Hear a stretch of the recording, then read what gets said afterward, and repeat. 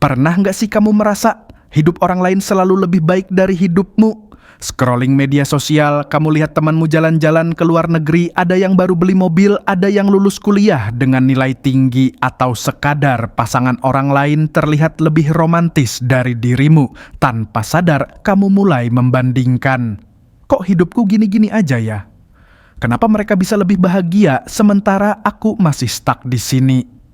Perasaan ini wajar banget karena manusia pada dasarnya memang suka membandingkan.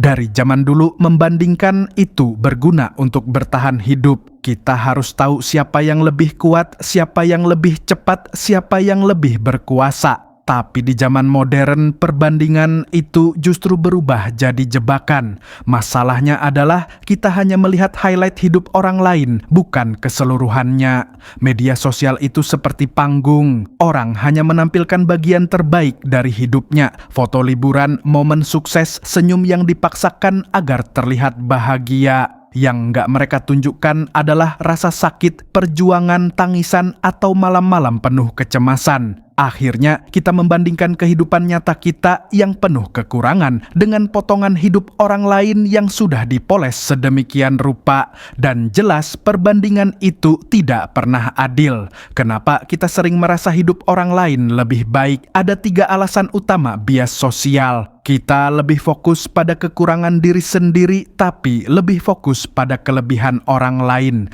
Pikiran kita sudah terlatih untuk mencari yang kita tidak punya.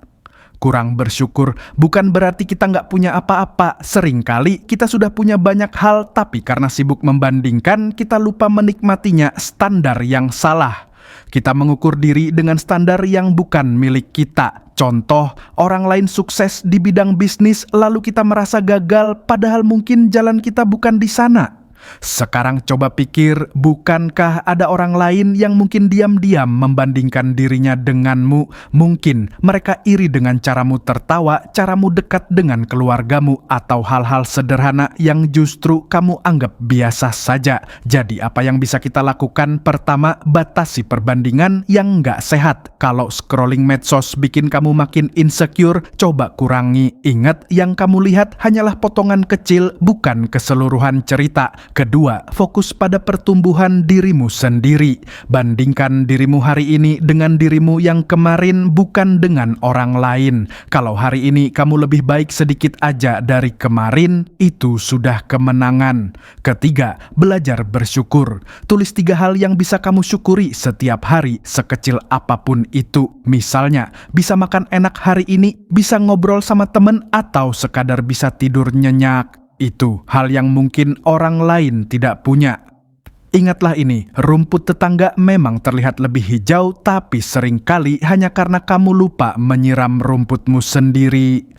Daripada sibuk membandingkan, lebih baik rawat hidupmu, hargai apa yang ada, dan perlahan bangun versi terbaik dari dirimu sendiri. Karena hidupmu dengan segala lebih dan kurangnya adalah cerita yang unik, yang nggak bisa dibandingkan dengan siapapun. Jadi, kalau lain kali kamu merasa hidup orang lain lebih baik, berhenti sebentar, tarik napas. Ingat bahwa apa yang kamu lihat hanyalah potongan kecil. Dan yang paling penting, hidupmu punya makna kalau kamu mau menjalaninya dengan sadar dan penuh syukur.